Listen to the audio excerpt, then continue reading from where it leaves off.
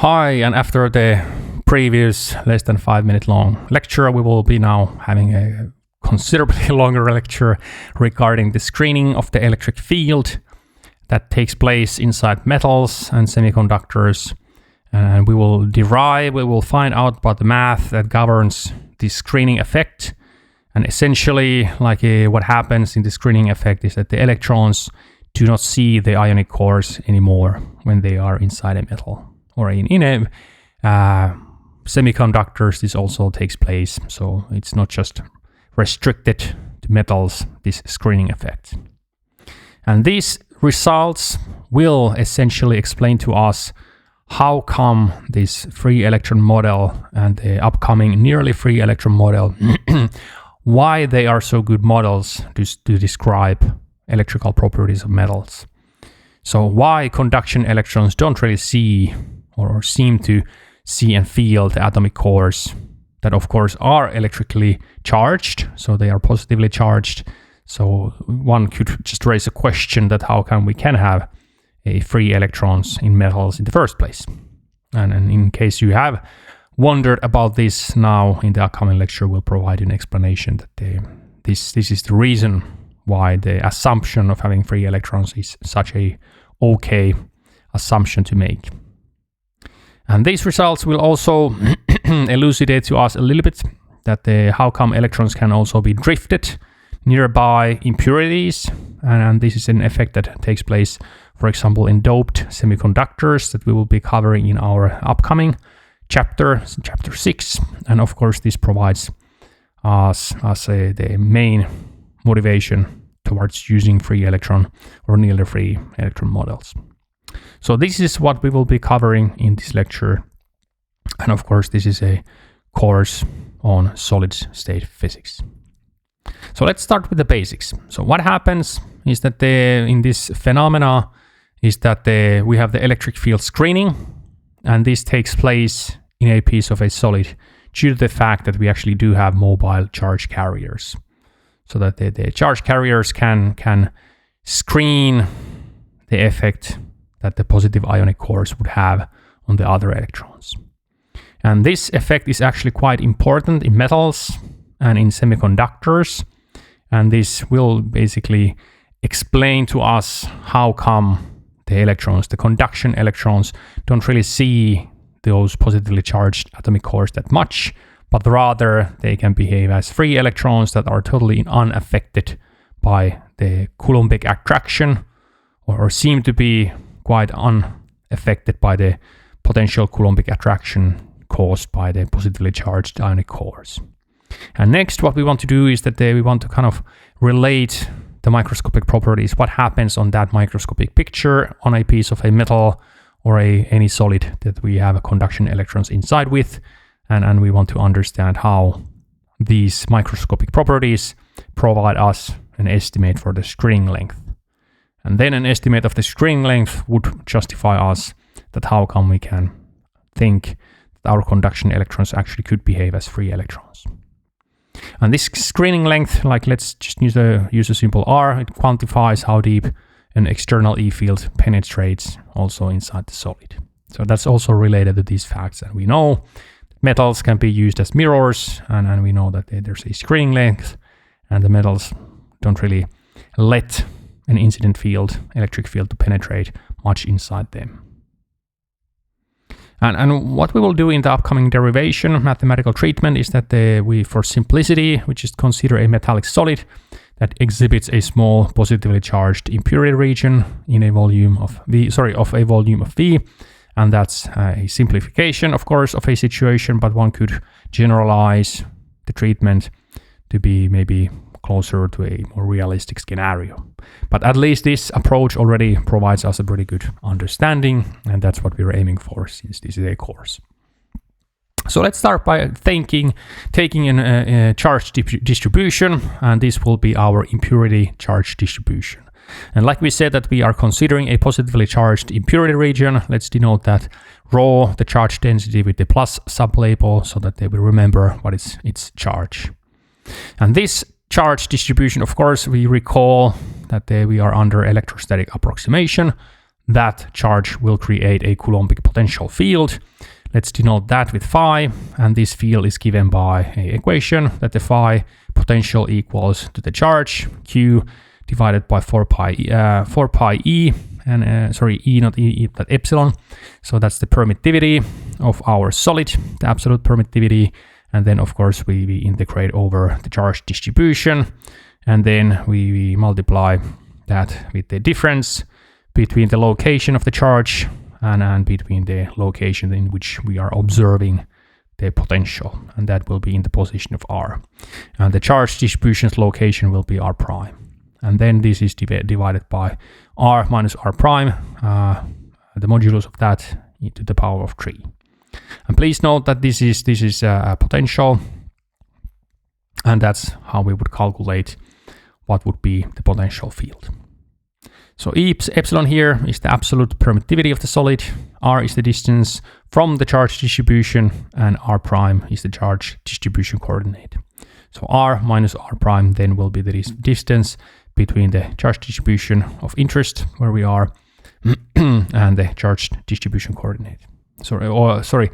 I guess I should write the R as a more like the kind of distance or location of observing the potential. So locally, this potential phi really lowers nearby electron energy eigenstates, and how it does that is that essentially, please recall the electric potential is essentially the electric potential energy per unit charge. So then locally this potential will reduce the energy by a factor of E times phi. And this we can understand by just recalling what is the definition of an electric potential. So it's a electric potential energy per unit charge. So then when we multiply this phi, this potential with the charge, we get the energy change per electron. Graphically, what happens, of course, since the energies will be shifted, is that then we can imagine that we have our density of occupied states. So essentially we are plotting the G times AE, so the density of states multiplied with the Fermi-Dirac distribution, so that we can actually approach things in a finite temperature. Of course, we would have exactly the same kind of behavior qualitatively at the 0th Kelvin temperature. This boundary just would be sharp. And now what happens when we have this impurity is that we shift the energies somewhat. And as you can see now, like close to the impurity, we are in a different energy level than when we are, when we are far from the impurity, we have a different energy ladder than when we are close to the impurity. And then what can happen is that in principle, these electrons that are now locally in a higher energy configuration, they can relax spontaneously into here, and that actually can cause movement of charges. So this is what we will want to do next, that we want to estimate the number of drifted electrons, because that then gives us tools to estimate how much the field will be screened. And how we estimate this number of drifted charges in? Well, approximately we can estimate that by integrating, and recall the previous figure that we had the Fermi level, and then we were shifting the Fermi level by an amount of E times phi. So we just need to integrate that interval, and then we calculate what is the Fermi level, not the Fermi level, what is the Fermi-Dirac distribution times the density of states. So that roughly gives us the number of electrons that we are having in this energy interval. And now we can just approximate that we probably do not need to this E times phi energy change is quite small, so that we don't need to consider the fact that F and G could be varying as a function of energy, but we can just take them to be constants, and that simplifies our integration. We can just multiply the G at the Fermi level with the E times phi, and that will give essentially our amount of drifted charges, based on the assumption that the kind of energy interval that we are integrating will be quite narrow, so that we don't really need to integrate, that we can just multiply the values.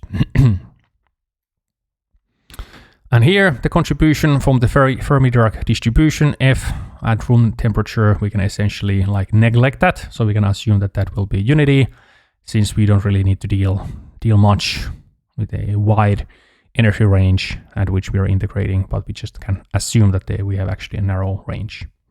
And now we can calculate the charge distribution rho minus that is associated with the drifted charges. So remember, we have a positively charged impurity, and now what is happening is that the negatively charged electrons are drifting towards the impurity. So that's what is happening physically here. And that's why I have the different signs in the rows. So first of all, positively charged impurity, and now we are thinking how electrons nearby are actually moving closer towards this positively charged impurity. So the rho minus, essentially like is by its definition, the total charge Q divided by the volume. So in essence, capital Q, the amount of charge will be minus E times the drifted charges, small n that we just calculated. And here we can plug in what we had, so that we end up with a negative charge distribution to be of the form of minus times E squared times the G, the density of states at the Fermi level, times phi, the potential, divided by V, the volume that we are considering. And what we will do next is that we will assume that we will then have a total potential that will be felt by the charges nearby this impurity that we are considering is not really strongly affected by this drifting of electrons, so by this relocation of charges, and then we just essentially assume that the total potential phi tot will be equal to the phi that we are considering here. And this we can then note, remember that the total charge can be given to be the kind of superposition of those negative charges, the drifted electrons plus the positive impurity, and then we can actually calculate the total potential by just using Poisson's equation. Please recall the basic laws governing electrostatics when we are under electrostatic approximation. So that we don't need to consider much that the electrons are moving quickly. So then in a Poisson's equation, what we have is that we calculate the second, we have the Laplace of phi, and that equals to minus charged distribution rho divided by epsilon, the absolute permittivity of the material. And then we plug in what we have as a total charge, so that we end up with a minus rho minus rho plus divided by the epsilons. And here rho minus is the form that we just derived earlier. And the fun fact here is that this is actually not a regular Poisson equation anymore, since we do have the potential phi also in this rho minus term. So essentially we also have a phi on the right hand side of the equation. So it's not just a charge distribution giving rise to the potential, but rather there's also a potential on the right hand side of the Poisson equation. So mathematically, this conventional Poisson equation, a pretty simple differential equation, is now turned into a so-called screened Poisson equation. And as the name suggests, the solution of this screened Poisson equation will give us some kind of screened potential. Interesting. That's what the terminology usually means, that somehow it has a meaning. So then we end up with this kind of differential equation, so that we have the Laplace term minus lambda squared times the phi, and then we equate that with the positive charge distribution. And here we just denote that we have the lambda squared. We just denote that will be the E squared times the density of states at the Fermi level divided by the absolute permittivity epsilon divided by the volume. So this is now our modified differential equation, and it has a specific name. So I guess it also comes about in different problems and is not just related to this screening that we are considering here. Solutions of many differential equations in general can be found by using so-called Green's function approach. And I don't go into the details. If you're really interested in mathematics and Green's functions, like please mention about this to me the next time we are seeing. I just say that it's slightly beyond our course topic and course scope, but it's a very general and very efficient way of solving differential equations. So essentially, like if you know the Green's function and that gives you a kind of solution for for example, a point-like source, then we can use that to find a solution for a more arbitrary looking distribution. And for our case, I can already know that the Green's function will be given by, and I denote this Green's function with a capital G, and it's translation invariant, so only depends on the difference between the location that in which we are looking at the potential and plus the location of the charge distribution. And then this will be given a form of exponent minus lambda, the modulus of r minus r prime divided by epsilon, 4 pi epsilon, with the modulus of the difference between r minus r prime. So this is now my Green's function that provides a solution for a point-like source that follows the screened Poisson equation. So essentially, this is a case that we would have a point-like source at a location of r prime. And maybe I should spoil already that I really recommend you to compare the conventional solution of a Poisson equation with this screened solution. And the main difference here that we have this exponent minus lambda here. And as you can see, we have this lambda here, and depending on the magnitude of lambda, we can see that this will vanish more quickly than the r squared dependence that we would have when we would actually describe fields using the potentials. And the final thing that we have left is that we will solve the potential phi, and then if we would really have a distribution of charges, then we would need to perform a convolutional integral that would be of the form that the final phi that we are looking at, what kind of potential we have, would be a volume integral over the Green's function multiplied with the charged distribution that we would know, and that would then give us our solution. So we can plug in our Green's function, and then we have this kind of volume integral. And essentially, it's a convolutional integral. So in case you know what's a convolution and what's a convolutional integral, then you already know what is the graphical meaning of this. So in a way, it's like a pencil, and then like that pencil moves in different point like a location in the charge distribution and provides solution, a potential due to this one point like source, and then the pencil moves to a different location and provides another bit of a solution to the total phi that we are solving here. For conceptual simplicity and clarity, let's just in the upcoming slides consider a point like source of a charge q at a origo, and that will simply give us a potential that will be of a form potential phi equals to q divided by 4 pi epsilon times the exponent minus lambda r modulus divided by r. And this is an evanescent potential since lambda is larger than larger than 0. So we know that essentially it's this exponent here that provides something for the potential that vanishes more quickly than a usual potential that we would have in a normal potential arising from a solution of Poisson's equation. So this exponent term here is what differs this solution from a conventional solution if we would just have a point-like source.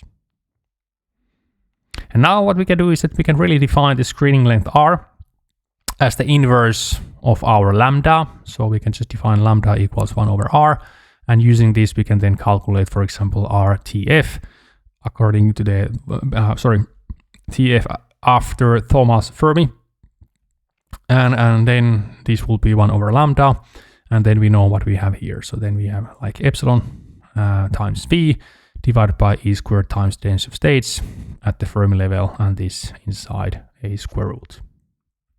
So here RTF is known as the Thomas Fermi screening length, and this for the case of a metal, the Thomas Fermi screening length is of the order of angstrom, and this means that in essence the screen potential really decays very fast. So in essence that means that when we have ionic lattice, the periodic lattice of ions, their effect is actually quite small because we have quite a bit of electrons free to move around nearby the lattice, so they will move closer to the ionic cores and they will start screening their potential field. And then the final conduction electrons that are left after this screening process takes place, they can actually behave quite freely, and thus the free electron model seems like a pretty good model. And this is essentially what really explains how come the free electron model and the free electron assumption is such a good assumption when we are treating properties of metals. So that this is really a nice piece of physics that kind of connects what we have covered here. And we conclude our lecture by just basically noting that again, and we will repeat this again and again, like the density of states GeF is very important quantity. And here we also noticed that the Fermi level has played a role, because essentially that was providing us a means to estimate how many electrons were drifting. And they are actually very important quantities in our treatment of solid state physics. So they are important. So this is what I wanted to say to you during this lecture. And actually I'm pretty happy of myself, 20 minutes, and we were able to discuss screening of a potential field of an electric field. So not bad in time. I thank you for following me, and the next lecture we will actually move towards away from the assumption of just treating electrons as free, but rather we will extend our model a little bit and we go into the treatment of nearly free electrons. I thank you for your time and patience. Thanks and bye-bye.